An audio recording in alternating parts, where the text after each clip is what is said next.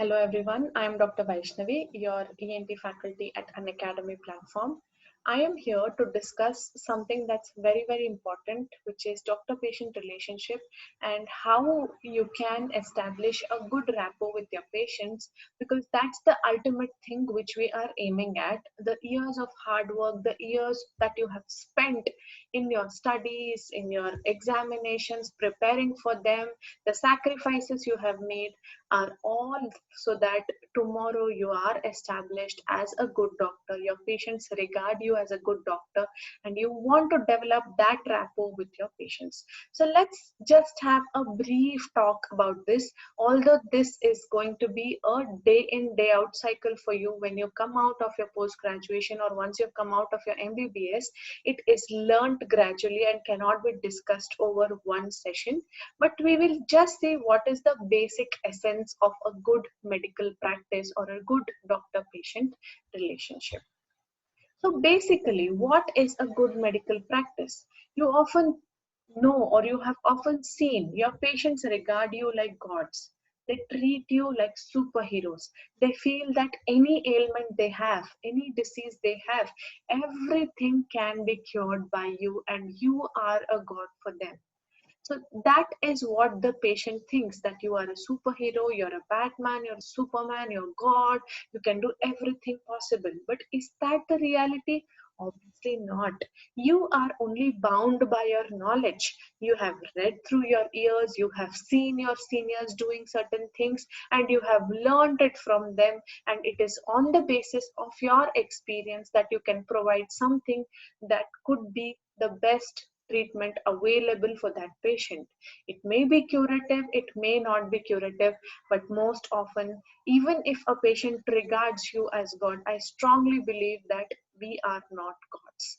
We can only do to the best that we can in the best of our abilities, but we are not gods.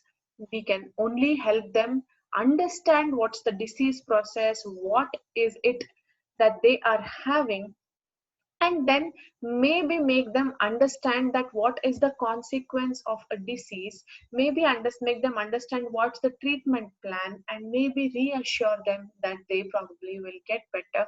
But that's the only thing that you can do as a doctor. But I strongly feel that there is a strong influence of supernatural power, which we call it as God, that plays a very crucial role. So many times we have seen, or I have done the same surgery to same set of patients, same age, same backgrounds, etc. But it's not the same results that you get in each patient. The results are quite different. Every human is different, and that is why you cannot guarantee a success for all your patients. So that is one thing that you need to know on the first hand. What is it that as a doctor that you need to know? Yes, you are not gods, but you are very much responsible for your patient.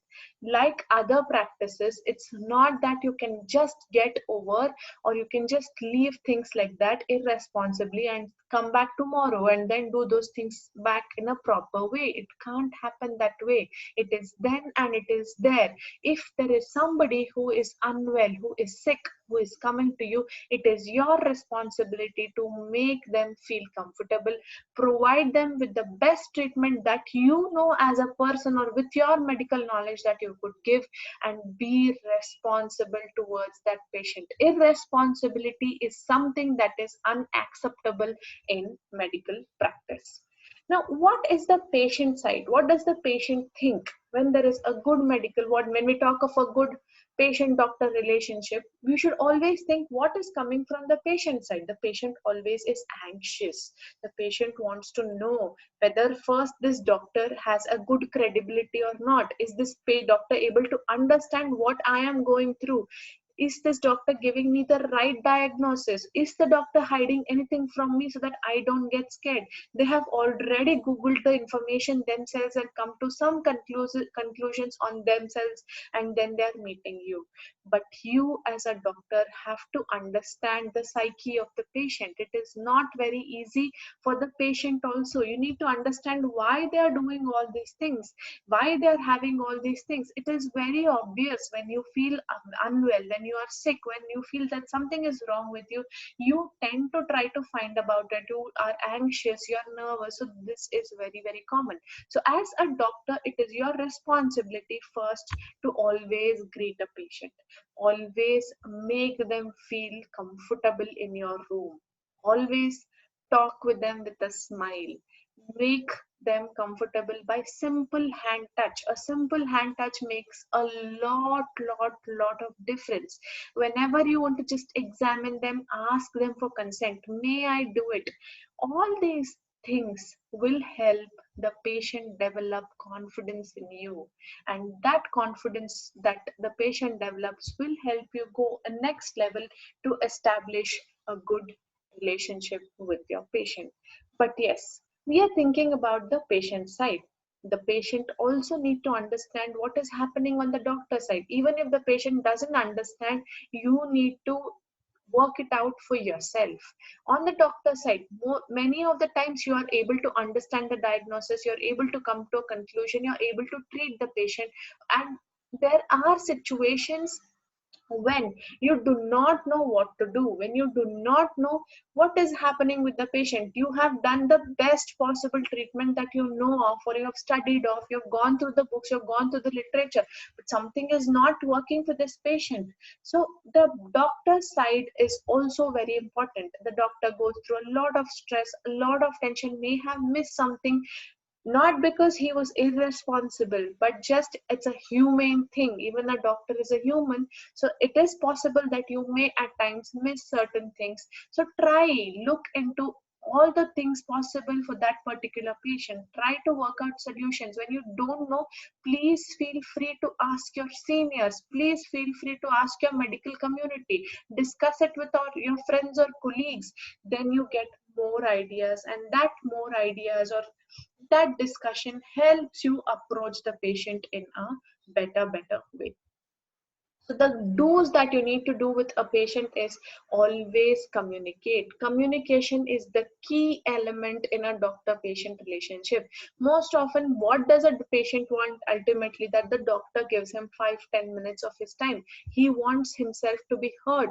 He does not want, okay, what's your problem? Okay, I'll just see you. Okay, this is your treatment. Go away. No, this is not what a patient wants.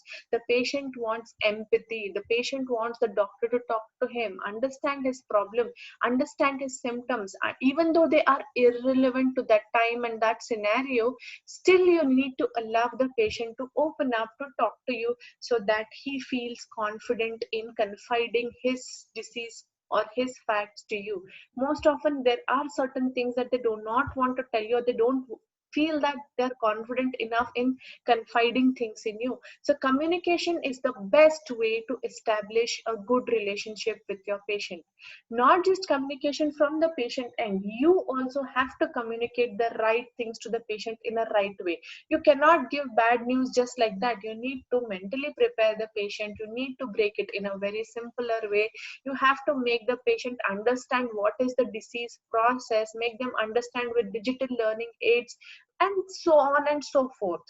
You need to empathize with the patient. You need to gain trust of the patient, which is a long process. So these are the do's that you need to do. But don't ever do an unethical practice. Like, you do not know something, just don't order for investigations. Just don't go out of the way just because, okay, so what if I do this, it's not wrong. Don't do that. Even if there is something that you feel like, there's a cat on wall case, there may be a patient whom you think may require surgery, may not require surgery. There are issues like that that happen. You need to take opinions, you need to take considerations, you need to discuss it out with your board, you need to discuss it out with your friends, you need to review your books, you need to review your articles, you need to review yourself, and always do a good ethical practice.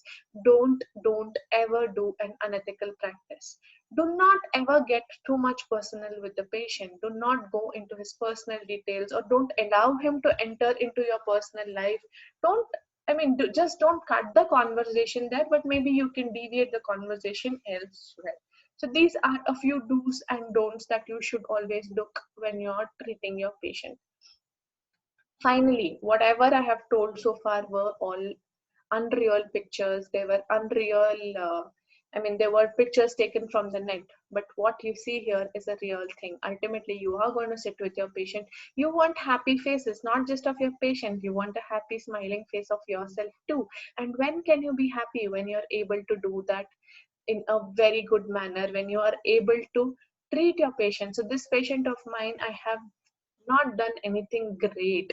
What I did with this patient was to only hear her out and just give her simple medications. And that is what most of the patients need. I don't say that there are all patients can be treated by words. Of course not. Otherwise, medicine would not have been there. But always try and give enough time to your patients. Try and understand their psyche. Try and understand what they want from you. What is it that they are going through? And once you do all this, then you will be able to establish a good relationship with your patient. This is an ongoing process, cannot be discussed in a 10-minute time or a 15-minute time, but the relevant things which you need to initially begin with, or irrelevant things which are going to be definitely useful in your practice, is what I'm discussing. Maybe we will come out with more videos like this for further references. So until then, see you all. Bye bye. Thank you all for your patient listening.